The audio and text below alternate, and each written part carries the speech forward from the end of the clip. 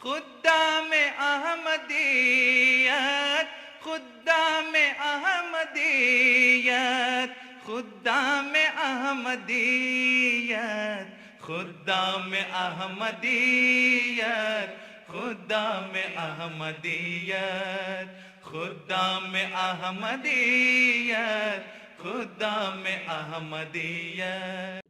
We're now just going to play a short video, just 2 videos on mental health, something which is really topical these days. And as I said, there's going to be a program about it tomorrow at 6:30. I think it'll be on Teams, so I don't think many of Anis's Atfal will join that. But guys, do try to join that. It's going to be so interesting. And I've already spoken to a few people about it who are organizing it, and it seems like it's going to be something quite popular around the country. So I want as many people as from the West Midlands and the Midlands in general to try and join. It'll be good to have some representatives from our side. So I'll just play this quickly, and then inshallah we'll go into play Kasorti today, inshallah, play together. But I'll play this video first. So this is part 1, and there's a part 2 as well.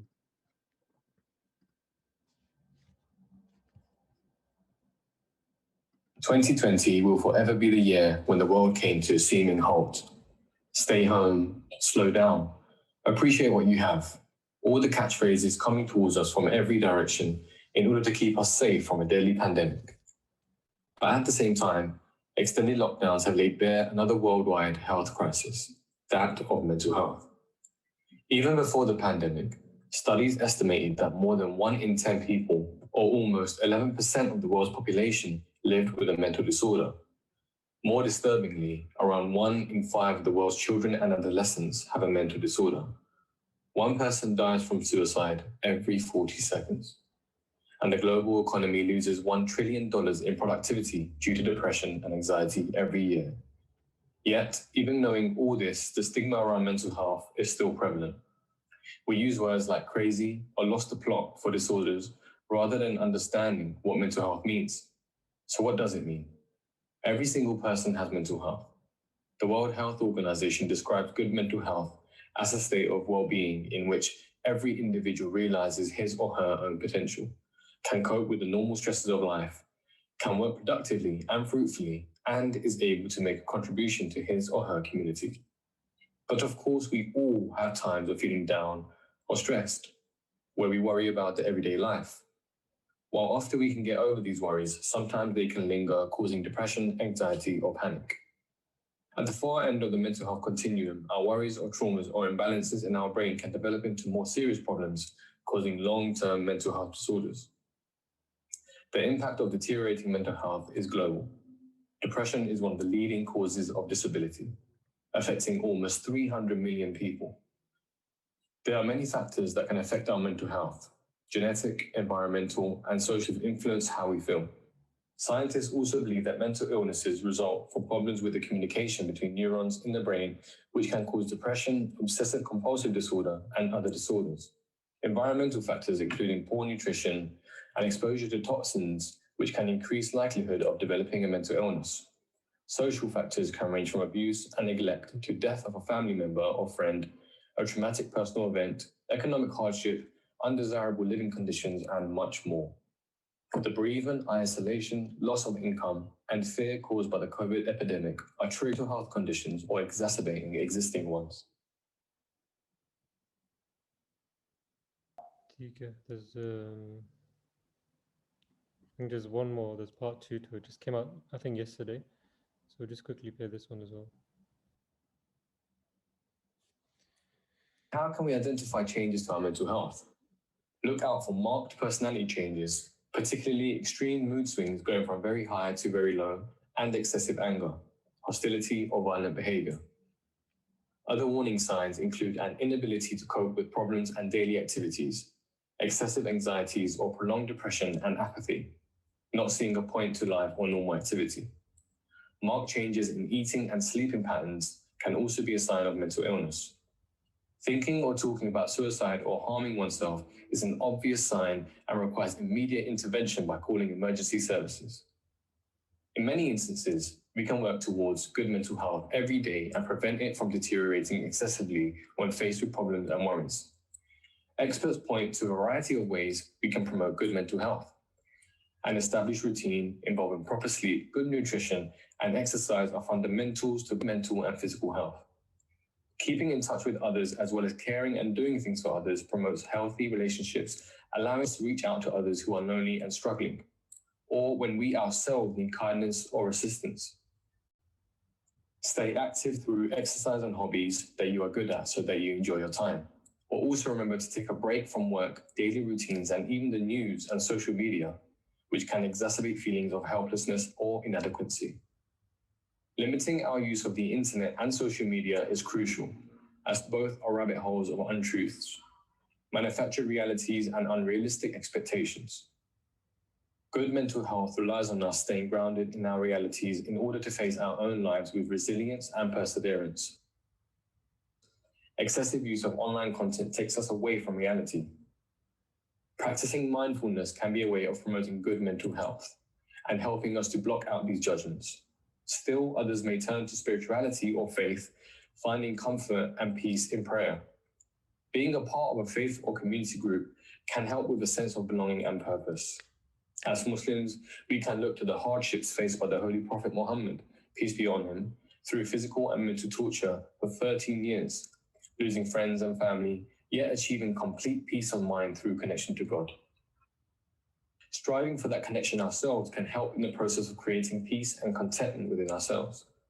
But none of this is a guarantee against the onset of a mental illness, which is the culmination of many factors, including brain functions. If any warning signs of a mental disorder are present, it is vital to get help by contacting medical professionals to get a proper diagnosis and seek treatment if necessary.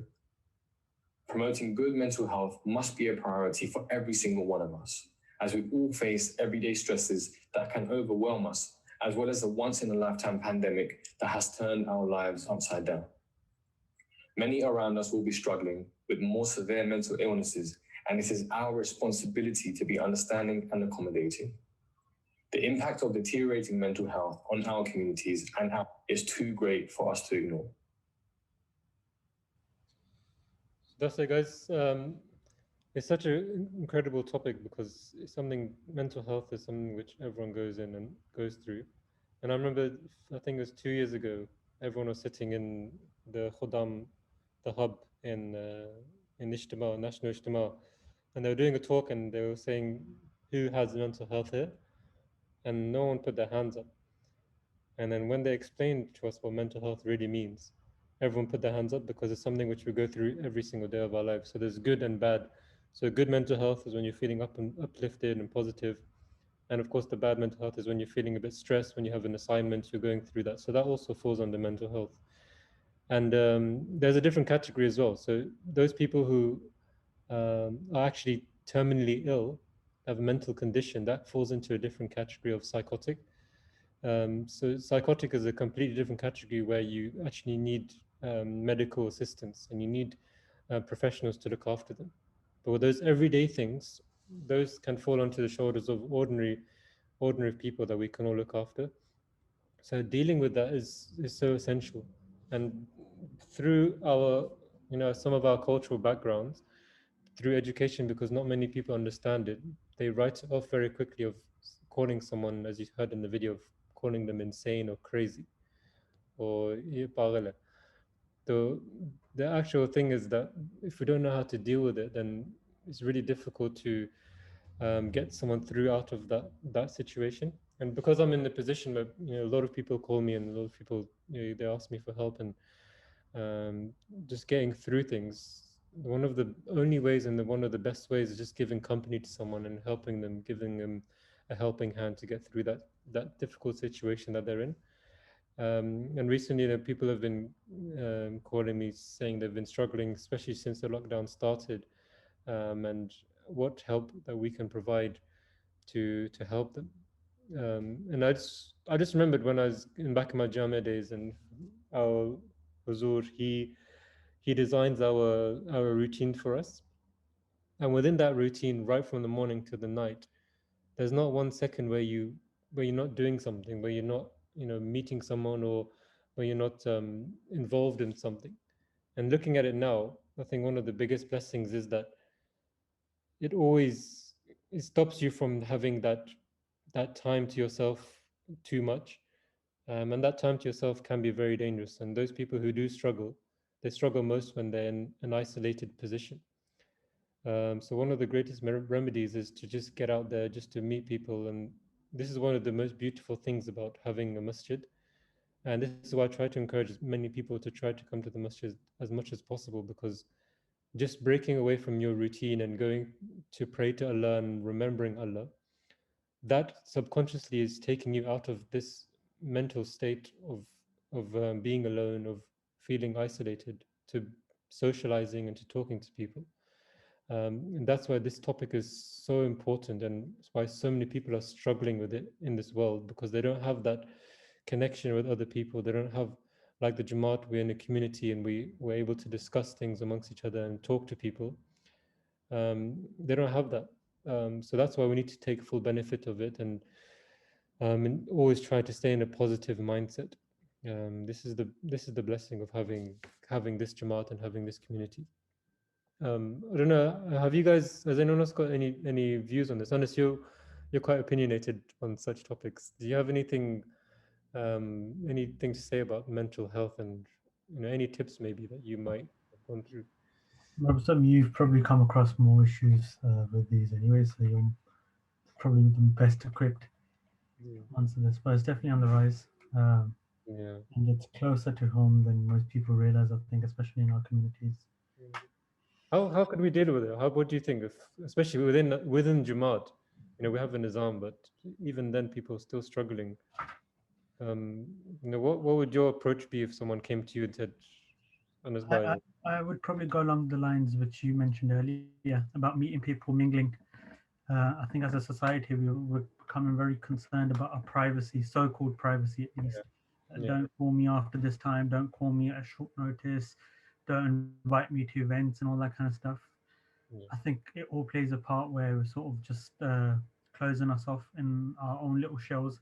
Yeah. As you probably know as well, when you were younger, if a guide came to someone's house, there's no way a guide wouldn't enter the house and sit for a few minutes, half an hour, have tea or something like that, have a little chat with the Khuddam. But now it's mostly you see them at the door and they're gone, and it just never goes past that.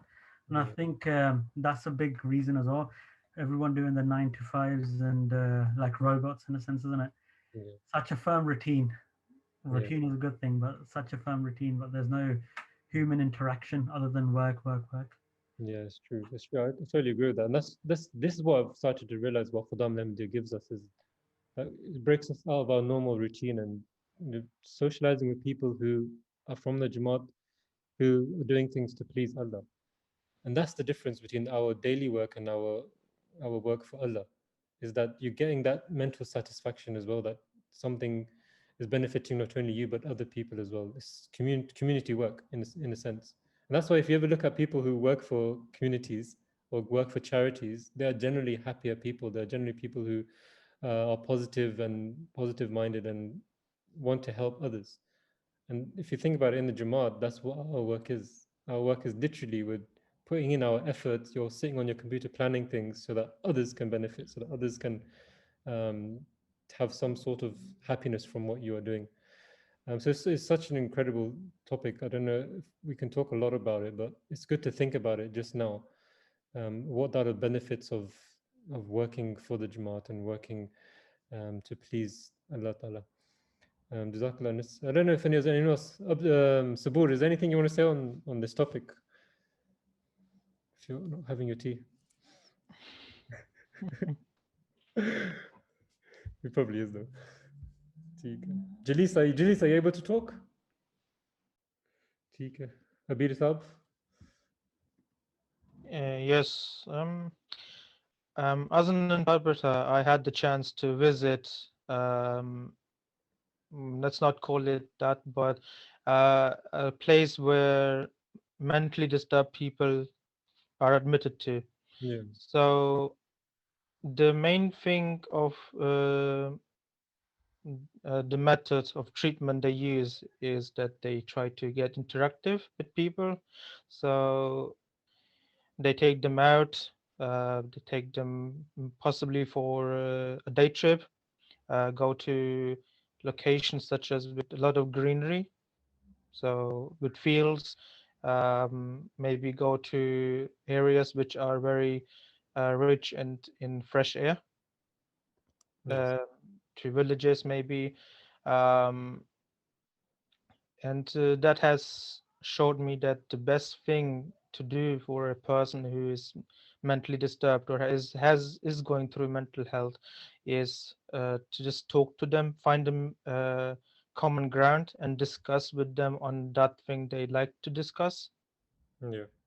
Don't just try to start a conversation on your own topics or on your own interests. Try to understand them, what they like to talk about, and that's the best way to go on about it. Yeah. Just to share with you guys, I actually, one of the guys who came on a talk a few weeks ago, Dr. Umar Nasir, who works as a psychiatrist, I spoke to him about a particular case and I just wanted to get advice from him. And he was basically saying, just tell me everything about the case, about the person. And once I told him, he noticed and he picked up that this guy has, um, he does things out of the normal. He goes from one extreme to the other extreme. And that's what was in the video as well. If you ever notice something which is out of the peculiar, if 1 second he's showing like an immense amount of love and then the next moment he's shouting or he's showing uh, negative behavior, that's a sign of mental health as well. And if the case that you're dealing with, if the person that's come to you is very critical and it's in a situation where it's beyond your control, and if the person's he's saying he's going to leave the house, he's going to leave the family and everything, then this country has set up a very good system for that. And as I said, because mental health is on the rise as well, so NHS has also caught on to this. So there's a thing called local crisis team, and local crisis team is basically a particular team that's around every area within the UK, and that team is specifically designed to go and help that particular individual. So these are professionals, of course, and these people, they go and they see and assess the situation, the patient, and they see how much they need to go and visit that person or what help they need to give. So I think within our area there's a number which is 0300 300 um, 0300 3999, a lot of zeros, and that is basically our local one which is around our area. um, and this is the number you're supposed to call. So if there's any ever a case which is beyond your own control, then do try to go on that, and also type in on Google as well. Type in local crisis team, and then you can find out the local area which you're in and the help that you can get from them. So it's always good to know these things around us and to get as much professional advice that we can. But yeah, for all the everyday things, guys, if you ever notice anyone's a bit down or a bit off, then it is our duty to try and take them out of that situation and try to be the helping hand that we always need. The Holy Prophet ﷺ always taught that, no, give for your brothers what you would like for yourself as well. And anyone who's going through any difficulties would surely want our help. And if we were in any difficulty as well, we would probably want that help as well. So, yeah, guys, don't want to go on too long on this, but this is all basically a build up to try and encourage everyone to try and join this really good event that's happening tomorrow, inshallah. Jazakallah, guys. Ji Sanko, do you want to say something? Assalamu alaikum Rabbi Sahab, it's Rizwan from Leamington Spa. Oh, yes. Sorry, I've just joined the meeting late. Fortunately, today I've managed to join the meeting because my work has finished a bit early.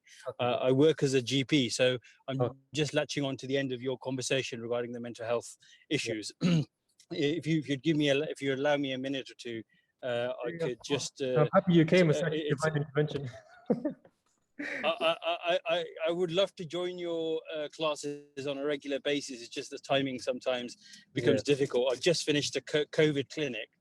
Fortunately, with the help of Allah, these clinics are becoming less busy. So alhamdulillah, soon, we're seeing things improving. So that's a good thing. In terms of the mental health side of things, I think there was recently also a Talim lecture given by one of the Murabbis. I can't remember his first name, but it was Murabbi Bhatt Sahib. I think Osman Bhatt Sahib, yeah, which is pretty good. So it goes to show that a lot of the mental health, it's important, as you already mentioned, Robsab, to identify changes in people's behavior. A lot of these things could be part of stress, especially now that we're going through a pandemic, social isolation, and possible redundancies, and the financial impact of that in the long term will cause a rise in mental health illness. In our culture, sadly, this is more cultural rather than an element of faith. We sort of don't recognize mental health to be a sort of illness, and don't come forward to talk about it. Predominantly with mental health, the most important thing is being able to discuss. So having that confidence to talk to someone, and be able to sort of share your emotions. I think we can all relate to the fact that if we've been able to talk to someone we trust, someone who we, after that, we feel quite comforted. And it takes a lot of pressure off our chest, and it eases the stress that we're sort of experiencing. So, you know, within our own sort of local Jamaat, we may experience members going through that. So I think MKA also has a helpline. I'm not able to quote it at the moment. I think it's called wellbeing@mka.co.uk, where members could sort of seek help. But I think within the Jamaat, Khuddam al-Ahmadiyya should have a structure now where members can sort of relate to. But, you know, your GPs are always available. Alongside the GP, there's lots of resources available as well online. So for people, you know, if you're experiencing anxiety or low mood, there's also websites like Mood Juice, Mood Gym, where you can go on and recognize why you experience those symptoms. And once you understand why you experience symptoms of depression or anxiety, which are the most common mental health illnesses, you can address them, so develop skills, psychological skills to address them. One of the key elements to this is mindfulness. So where you take your mind away from, so you're trying to distract your mind from the intrusive thoughts that cause you distress. And alhamdulillah, you know, religion helps in that quite a lot. You know, through the verse which we find in most of the mosques, that in the remembrance of Allah does the lie comfort. And, you know, astaghfar, reading darood, this in itself is a form of mindfulness.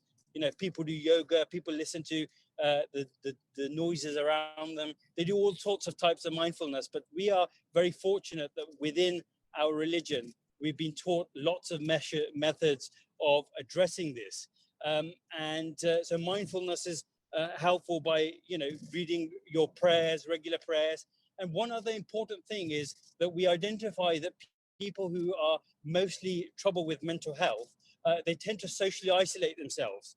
So again, in Islam, I think, Rabzab, you are regularly reminding, especially Khuddam, who are able to come to the mosque to attend and socially gather, because within that, Allah Ta'ala has given us an opportunity to socially engage with other people 5 times a day. So that takes away the social isolation that we are experiencing at the moment that leads to mental health. So again, that's another way of interacting with other brothers and other members. So within our faith, alhamdulillah, Allah Ta'ala has given us lots of methods that enable us to tackle mental health in a very easy way. The other thing is that exercise is also a very helpful method of managing mental health and stress. There is also an app called CBT iCoach, which members can use.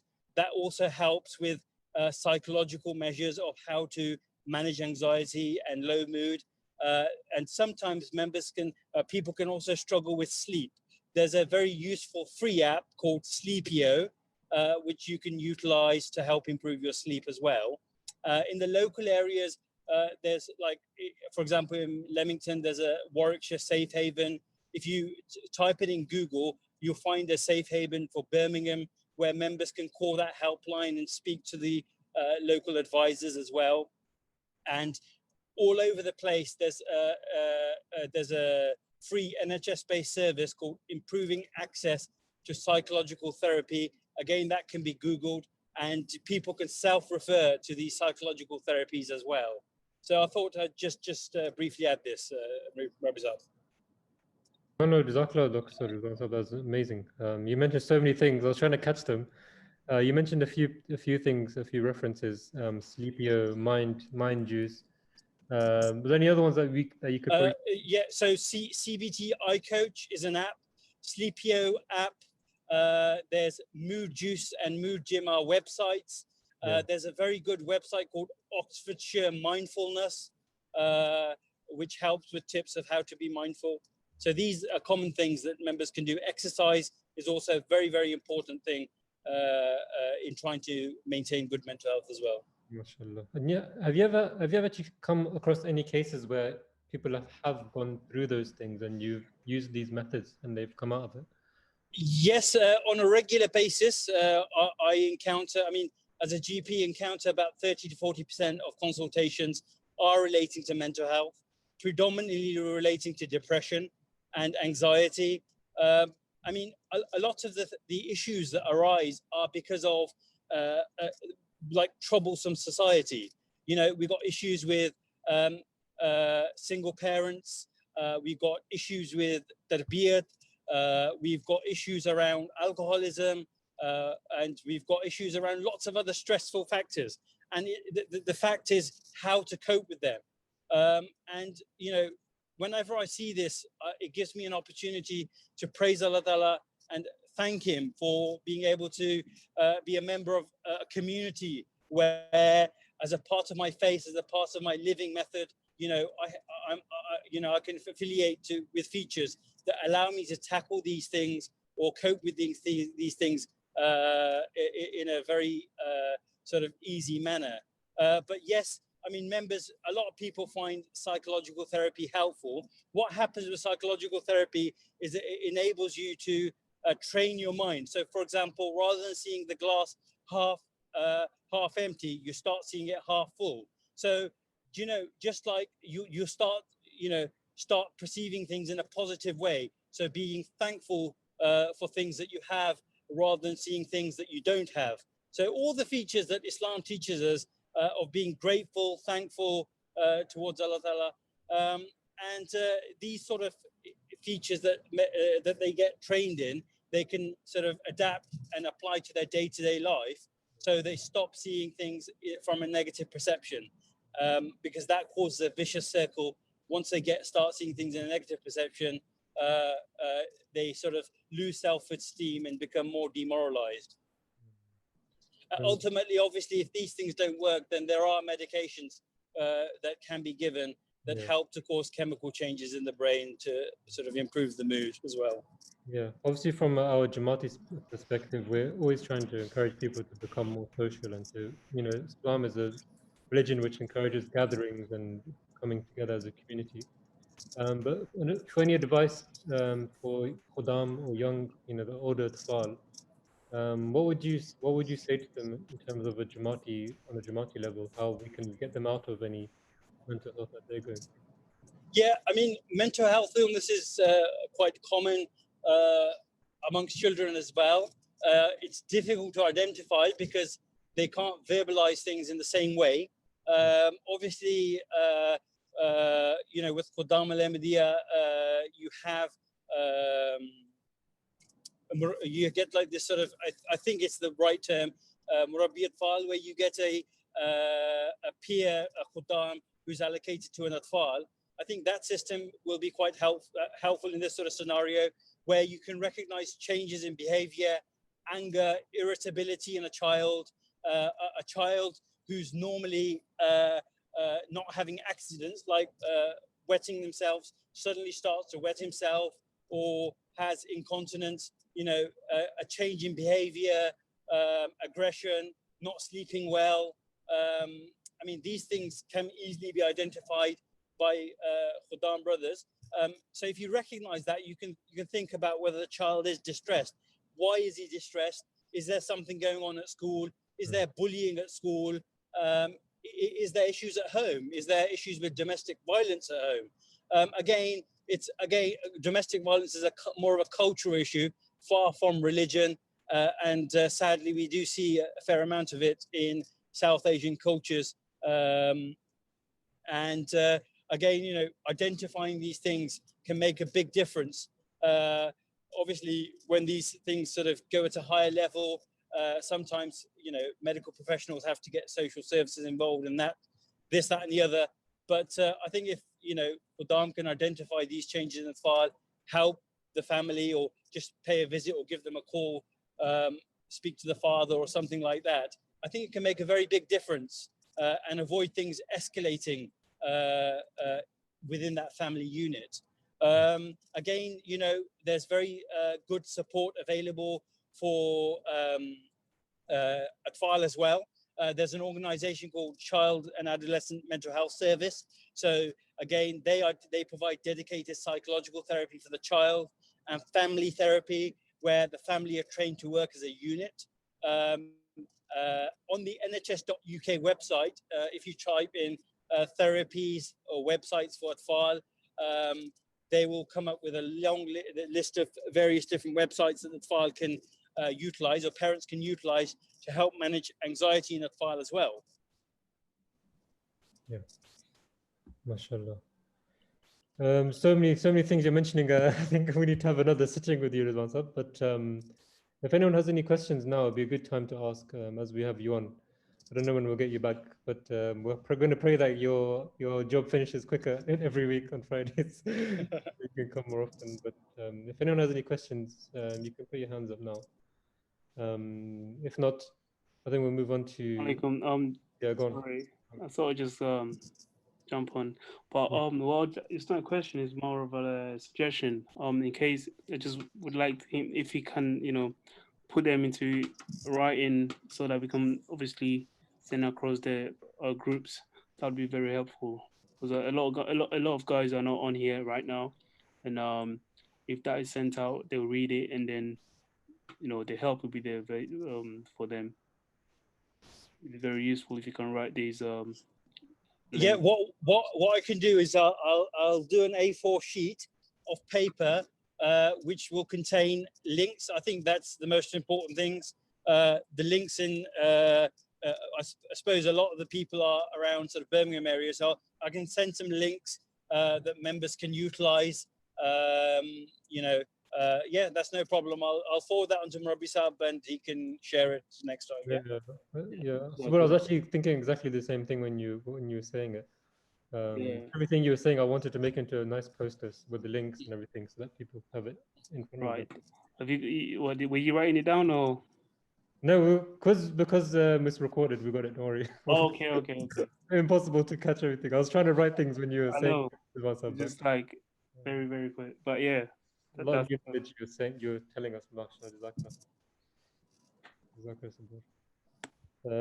Tika, I think that would be good. Rizwan Sahab, Jazakallah for that input, man. Really appreciate that. Jazakallah.